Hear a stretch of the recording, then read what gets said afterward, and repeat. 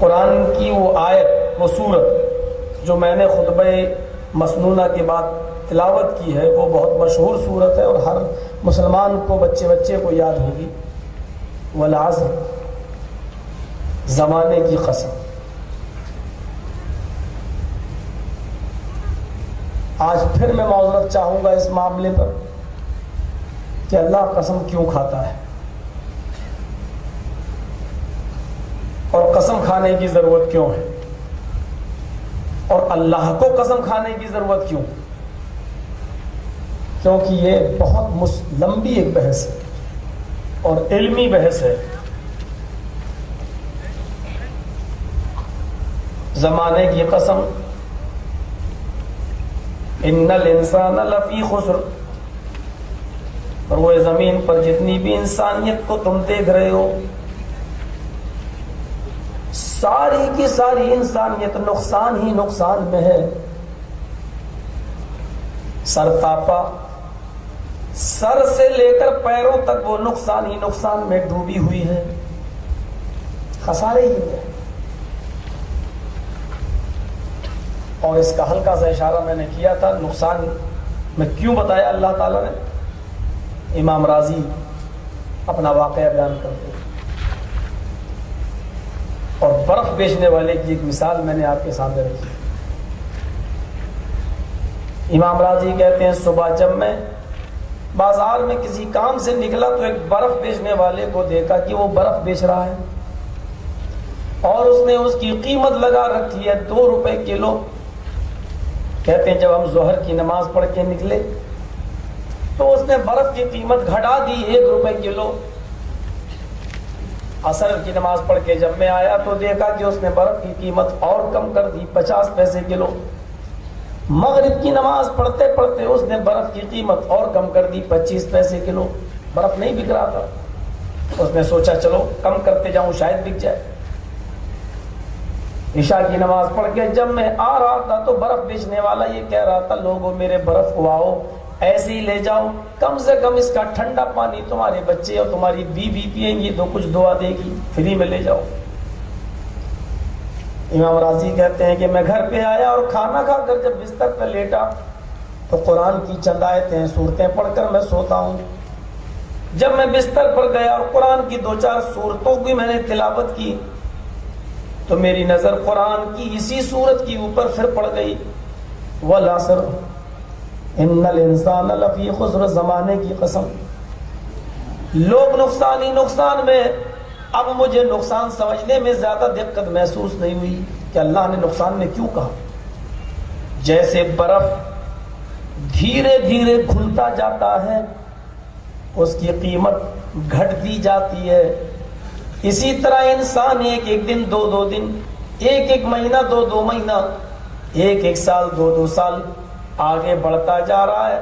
وہ آگے نہیں بڑھ رہا ہے بلکہ برف کی طرح اس کی زندگی دھیرے دھیرے گھلتی جا رہی ہے، کم ہوتی جا رہی ہے۔ یہ انسان اپنے رب کے یہاں سے جو عمر لے کر آیا تھا آج 50 سال کا 60 سال کا ہو گیا، ہماری نظر میں بزرگ ہو گیا، بڑا ہو گیا، لیکن حقیقت میں یہ اپنی زندگی کے اتنے دن کم کر چکا ہے، پگھل چکا ہے، گھل چکا ہے۔ یہ انسان کی عمر کا نقصان ہے۔ 1 دن 2 دن جیسے جیسے ہم آگے بڑھتے جا رہے ہیں، در حقیقت ہم بڑے نہیں ہو رہے ہیں بلکہ ہم اپنی قبر کے اتنے ہی قریب ہوتے چلے جا رہے ہیں، ہم اپنی جنت یا اپنی جہنم کے اتنے قریب ہوتے چلے جا رہے ہیں۔ خدا نخواستہ اگر ہم اپنی بدعمالیوں کی وجہ سے جہنم کے قریب ہو رہے ہیں اور عذاب قبر کے قریب ہو رہے ہیں تو اس سے بڑا نقصان اور کیا ہوگا، جس کو اللہ نے فرمایا کہ زمانے کی قسم انسان نقصان ہی نقصان میں ہے، نقصان ہے۔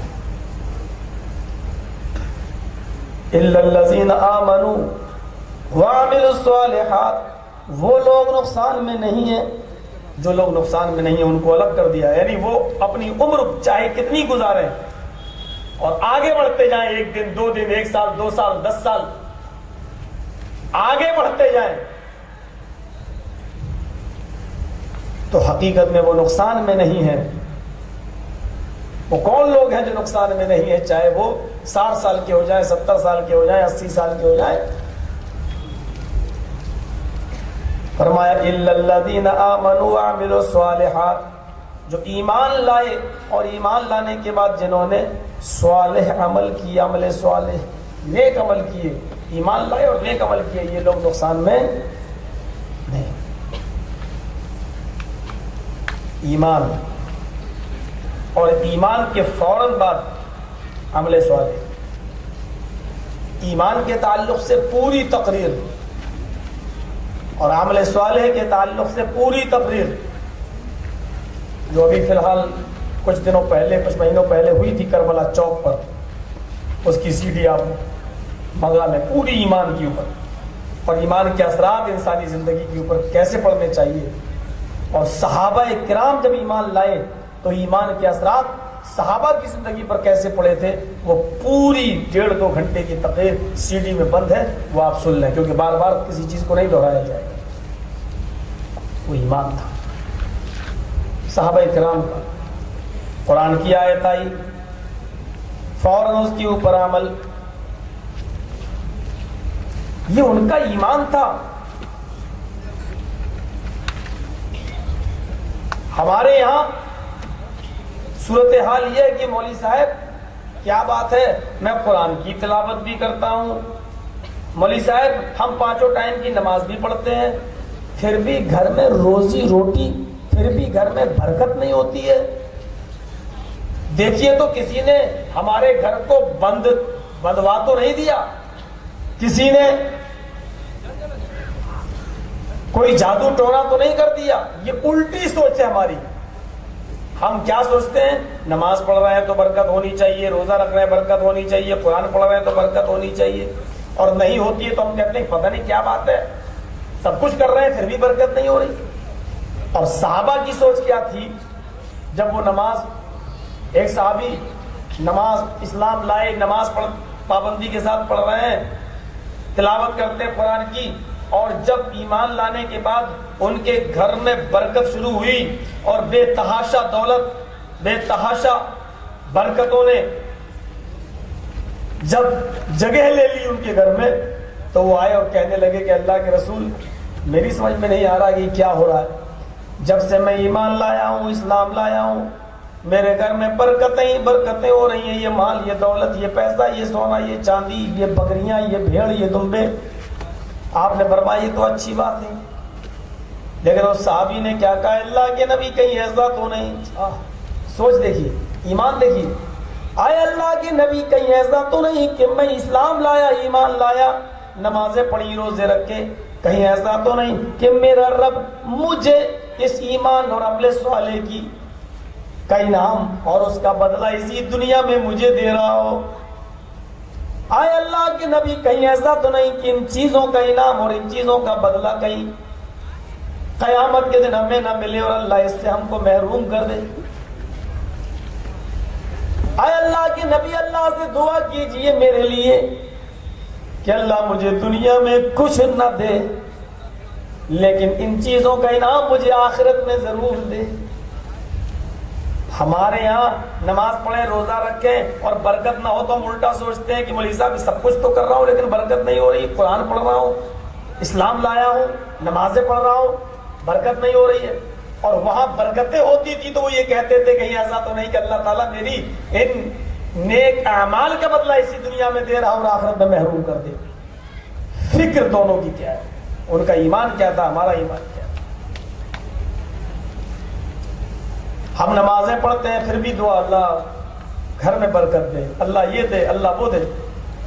اور سالم ابن عبداللہ ابن عمر جب خانہ کعبہ کا طواف کر رہے تھے، حضرت عمر فاروق کے پوتے، تو ان کے احرام میں کئی جوڑ لگے ہوئے تھے، اور اس وقت کا خلیفہ ہشام ابن عبد الملک نے جب دیکھا کہ ان کے احرام میں جوڑ لگے ہوئے ہیں تو طواف ہی کے دوران کہا، سالم تم عمر کے پوتے ہو؟ کہا ہاں میں خلیفہ ہوں، تمہارے پاس احرام میں اتنے جوڑ لگے ہوئے ہیں، میں وقت کا خلیفہ ہوں، مجھے بتاؤ تمہارے پاس کس چیز کی کمی ہے، میں تمہیں کپڑا دوں، غلہ دوں، اناج دوں، سونا دوں، چاندی دوں، کس چیز کی کمی ہے؟ فسلنی حاجتن، اپنی ضرورت بتاؤ۔ تو سالم ابن عبداللہ بہت ہی سٹیک جواب دیتے ہیں، انی لاستحی من اللہ ان اسأل فی بیتہ غیرہ۔ خلیفہ صاحب، مجھے اللہ سے شرم آتی ہے، انی لاستحی من اللہ، مجھے اللہ سے شرم آتی ہے، ان اسأل فی بیتہ غیرہ، کہ میں اللہ کے گھر میں ہوں اور اللہ کو چھوڑ کر میں کسی غیر سے سوال کروں۔ مجھے اللہ سے شرم آتی ہے کہ اللہ کے گھر میں ہوتے ہوئے اللہ کو چھوڑ کر میں کسی اور سے مانگوں۔ میں تم سے کچھ نہیں مانگ سکتا۔ خانہ کعبہ کا طواف کیا، 7 چکر لگائے، مقام ابراہیم پر گئے اور 2 رکعت نفل نماز پڑھی، اپنے دونوں ہاتھوں کو آسمان کی طرف بلند کر لیا اور دعا مانگی۔ سالم ابن عبداللہ نے کیا دعا مانگی کسی کو نہیں معلوم، خاموشی کے ساتھ دعا مانگی، اللہ جانتا ہے اور سالم جانتے ہیں۔ جب یہ دعا مانگ کر خانہ کعبہ سے باہر نکلے اور نائی کی دکان پر، حجام کی دکان پر گئے کہ اپنے بال کٹائیں، بال بنوائیں، وہی چوراہے پر پھر خلیفہ نے پکڑ لیا، الان قد خرجت من بیت اللہ فصلی حاجتن، یہ تو اللہ کا گھر نہیں ہے، آپ کو خانہ کعبہ میں اللہ کے گھر میں شرم آتی تھی، اللہ کے ہوتے ہوئے کسی غیر سے سوال کرنے میں، یہ تو اللہ کا گھر نہیں بازار ہے، اب دعا، اب بتاؤ اس بازار میں مجھے بتاؤ کس چیز کی ضرورت ہے، اب تو شرم نہیں آنی چاہیے تمہیں، فصلی حاجتن، اب بتاؤ کیا ضرورت ہے، تمہارا کپڑا پھٹا ہے، احرام پھٹا ہے، جوڑ لگے ہیں، گھر میں کھانے پینے کو نہیں ہے، کتنے کپڑے کی، کتنے سونے چاندی کی، کتنے دولت کی، اناج کی، غلے کی کتنی ضرورت ہے، بتاؤ۔ حضرت سالم کہتے ہیں تم میری دنیاوی ضرورت پوری کرو گی یا آخرت کی؟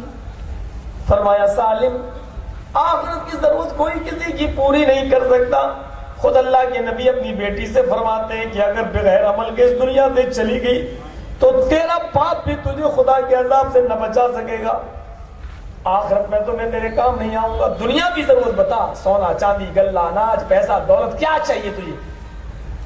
سالم ابن عبداللہ رونے لگے اور روتے ہوئے کہتے ہیں کہ ہشام جو چیز تم مجھ سے مانگنے کے لیے کہہ رہا ہے، میں نے خانہ کعبہ کا طواف کیا، پھر 2 رکعت نفل نماز پڑھی اور میں نے اپنے دونوں ہاتھ اٹھائے اپنے رب کے سامنے، جو چیز تم اس سے مانگنے کے لیے کہہ رہا ہے کہ مانگ، سونا چاندی دنیا مانگ، اناج مانگ، اللہ ہم دینے کے لیے تیار ہے۔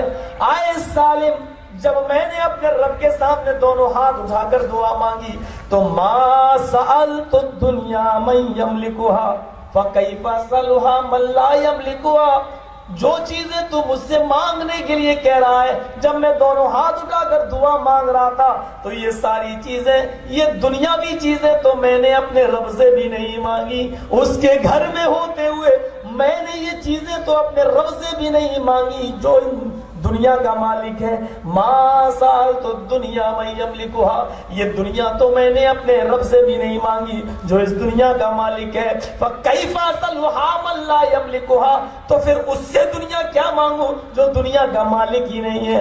آج مرا اور یہ دنیا دوسرے کے ہاتھ میں، آج مرا اور یہ خلافت دوسرے کے ہاتھ میں، آج مرا اور یہ دولت دوسرے کے ہاتھ میں، دنیا میں تجھ سے کیا مانگوں، دنیا تو میں نے اس سے بھی نہیں مانگی۔ اور ہم مسجدوں میں اللہ نے روزی روٹی میں برکت دے، اللہ میرے کاروبار میں برکت دے، ہم وہ چیزیں مانگتے ہیں جس کا تعلق دنیا سے ہے۔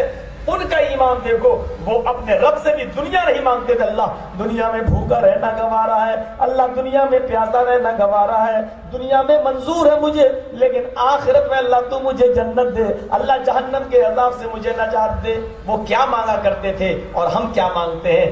اپنے ایمان کا اور ان کے ایمان سے ہم ذرا موازنہ کریں، ملائیں اور دیکھیں ہمارا ایمان کتنے پرسنٹیج، ہم کتنے پرسنٹیج مسلمان نظر آ رہے ہیں، کیا 5% بھی ہم مسلمان کہلانے کے لائق ہیں یا نہیں؟ ہم اتنا تو کہہ ہی سکتے ہیں۔ ارے کسی کو کافر کہنے کا حق تو ہمیں نہیں ہے. اگر ہم کہہ دیں گے کافر تو دیکھیے کل کتنا بڑا فتویٰ لگتا ہے میرے اوپر. پولیس صاحب کلمہ پڑھنے والے کو آپ نے کافر کیسے کہہ دیا؟ لیکن ہم اتنا تو کہہ سکتے ہیں کہ غور کرو اپنے غریبانوں میں جھانک کر کہ تم اور ہم سب لوگ جوڑیں اور دیکھیں کہ کتنے پرسنٹیج مسلمان لگ رہے ہیں. تو 5% بھی ہم ان صحابہ کرام کے مقابلے میں مسلمان نظر آتے ہیں. ابراہیم پاشا کو کون نہیں جانتا؟ بڑا زبردست ظالم حکمراں گزرا ہے. مسلمانوں کو مروایا اس نے اور ان کی ڈیڈ باڈی پر بھی رحم نہیں کھایا. لاشیں مسلمانوں کی لائن سے لگا کر ان کو بھی توپوں سے اڑا دیا.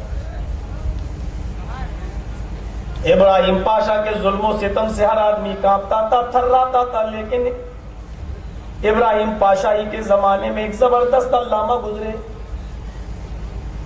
ابراہیم پاشا کے دربار سے صرف آدھا کلومیٹر 500 میٹر کی دوری پر ایک مسجد تھی اور مسجد میں علامہ سعید حلبی, بہت زبردست علامہ عالم گزرے, وہ رہا کرتے تھے. ابراہیم پاشا نے کہا کہ جب میں بادشاہ بنا سب لوگوں نے مجھے سلام کیا, سیلوٹ مارا, یعنی مجھے مبارکباد دینے آئے, میری چمچہ گیری کرنے کے لیے آئے. لیکن اس مسجد کا امام علامہ سعید حلبی ابھی تک مجھے سلام کرنے نہیں آیا, مجھے مبارکباد دینے نہیں آیا. لوگوں نے کہا اچھا ٹھیک ہے, آپ علامہ سعید حلبی کو چھوڑ دیجئے, ہم اس کو لائیں گے اور تمہارے پاس تمہارے قدموں پہ ڈال دیں گے. تمام لوگ علامہ سعید حلبی کے پاس جاتے ہیں اور عرض کرتے ہیں چلو تمہیں بادشاہ نے یاد کیا ہے, اگر تم نہیں گئے تو تم نہیں جانتے ہو کہ ابراہیم پاشا کتنا ظالم آدمی ہے. علامہ سعید حلبی تو ٹوک جواب دیتے ہیں دیکھیے میں ایک دیندار مولوی ہوں, عالم ہوں, مجھے بادشاہ سے کوئی مطلب نہیں ہے, مجھے کوئی کام ہی نہیں ہے کہ میں بادشاہ کے پاس جاؤں. جب ضرورت ہوگی تو چلا جاؤں گا, پیاسا کنویں کے پاس جاتا ہے, کنواں پیاسے کے پاس نہیں. جب مجھے ضرورت ہی نہیں تو میں کیوں جاؤں؟ اس کا میدان الگ ہے اور میرا میدان الگ ہے, مجھے اللہ کی عبادت کرنے دو. اب لوگ بڑے پریشان تھے, بادشاہ یہاں آ نہیں سکتا علامہ کے پاس, اور علامہ سعید حلبی اتنے خوددار ہیں کہ یہ بادشاہ کے پاس جا نہیں سکتے, اور بادشاہ اتنا ظالم ہے کہ ان کو مروا دے گا, ان کی بوٹی بوٹی کر دے گا, اور علامہ اس کو سمجھ نہیں رہے ہیں. کچھ دنوں تک یہ معاملہ چلتا رہا.